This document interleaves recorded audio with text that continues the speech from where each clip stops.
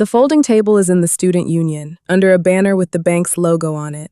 You are 19. The man behind it gives you a free t-shirt and a pen that doesn't work, and you give him your signature, your address, and your mother's maiden name. No minimum balance, that's the phrase on the flyer. You put $47 in the account, and you carry the card in the front pocket of your bag, where you can feel it.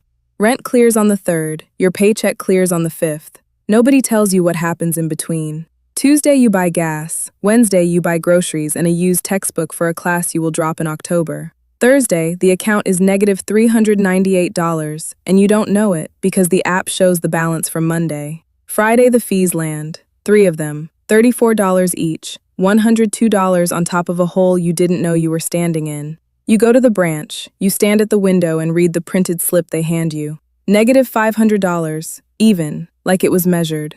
You ask the teller how the fees can be more than the gas. She turns the monitor half an inch toward you and does not turn it far enough for you to see it.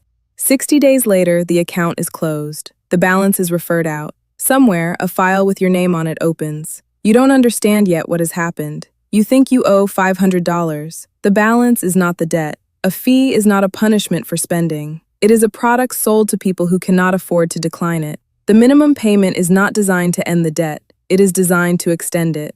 You are 23. The card is a store card, opened at a register for 20% off a $62 purchase you have forgotten. The APR is 26.99%. You do not read that part. Nobody reads that part.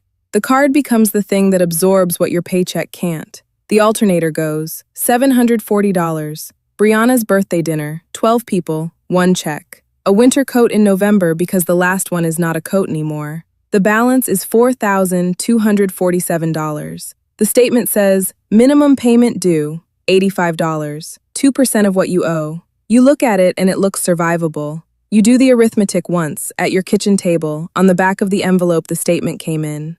Interest for the month is $95.52. The minimum is $85. Pay it, owe more. You put the pen down and you do not pick it up again. You do not run that number a second time, not for 4 years. The shift. You stop thinking about the card as money you spent. You start thinking about it as money you rent. Brianna's nails tap the table before the check comes. She has a way of putting her phone face up next to her plate and leaving it there until every card is in the folder. 12 people, split even. Your entree was $14. The tab lands on you at $61. You put the card down. You don't say anything about the balance. You don't say anything at all. Brianna picks up her phone.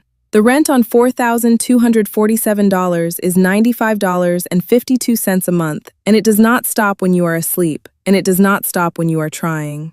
The dealership on Morse Road keeps the lot lights on until 11. You are 27. The sedan is a 2014, 96,000 miles, and the loan is 14.9% because the score they pull is 561. You need the car to keep the job. The job pays the card. The card is why the score is 561. You sign for $19,400, 60 months, $461 a month. 13 months in the loan is $16,290, and the car is worth $9,800. You are $6,490 underwater on a thing that is losing value in the parking lot while you sleep.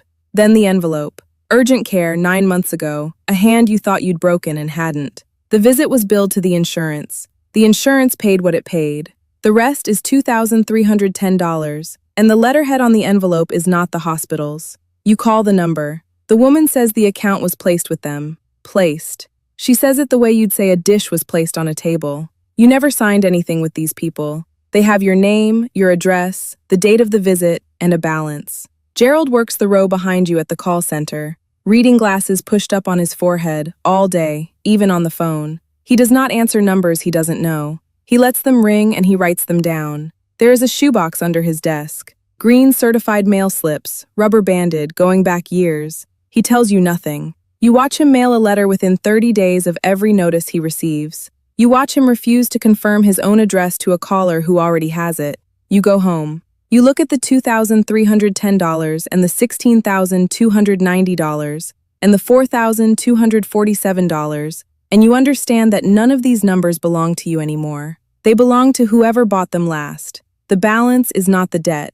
Debt does not stay where you left it. It is bought, sold, and transferred while you are asleep. You are 31. The loans are federal and the balance is $63,400 and the payment is $0. Income driven. You certify your income once a year in a portal that logs you out while you are looking for the number. The formula says you can afford nothing and the servicer agrees, and the statement arrives every month with a zero on it. Interest accrues at $317 a month, 6% annual on a balance that nobody is asking you to pay. You are in good standing. The number goes up. 3 years of good standing is $11,412 you did not borrow. The call comes on a Tuesday. The man is warm. He says he has reviewed your file, which he has not, and he says there is a program. The program enrolls $26,514 of unsecured debt, the card, the medical, the rest. You stop paying all of it. You send money to an escrow account instead. 36 months. They negotiate. They take 23% of what you enrolled, $6,098.22. He does not say what happens to the accounts during those 36 months. You know what happens. They charge off. They go to collections. They sue. He says he can send the agreement now. He sends it. You open it on your phone at the kitchen table. At the same table, on the same square of laminate where you did the arithmetic at 23. The signature field is a blue box that says, "Sign here." Your thumb is over it. You sit like that for a long time. Long enough for the phone to dim once and come back. The shift. You stop trying to get out from under it. You start trying to understand who profits from you staying. Your sister came by on Sunday with her keys already in her hand. She stood in the doorway with her coat on. She asked you to co-sign for her, one line, nothing. And she asked on the way out, so there was no room to answer. You said you'd think about it. She looked at you for a second and something crossed her face, and you do not have a word for it, and you never will. You didn't explain. You never explain. The balance is not the debt. Every industry that promises to save you from debt is paid by the debt.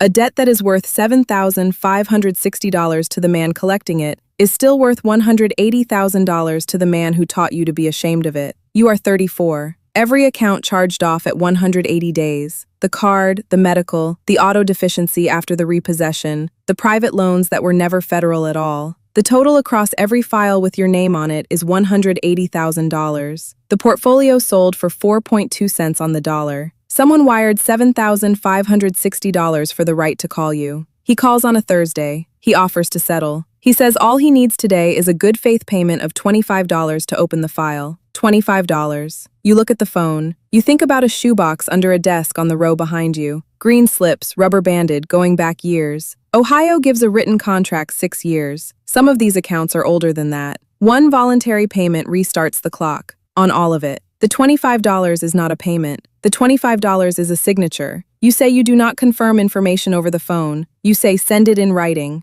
You hang up. The shift. You stop reading the number as what you owe. You start reading it as what someone paid for you. Gerald retires in March. He leaves the shoebox on your desk. He does not say anything about it. He puts his reading glasses back on his forehead and he goes. There is a bank branch on the east side with a teller window and a counter that has not changed since you were 19. You stand at the glass. A man in front of you is holding a printed slip. He is reading it the way you read yours. He turns it over, like the other side will say something different. He looks up at the teller. He asks how the fees can be more than the gas. She turns the monitor half an inch. The balance is not the debt. The next video is every level of credit score, 300 to 850. The number they built from these files is the one that decides what everything costs you next. Subscribe. You're already in it.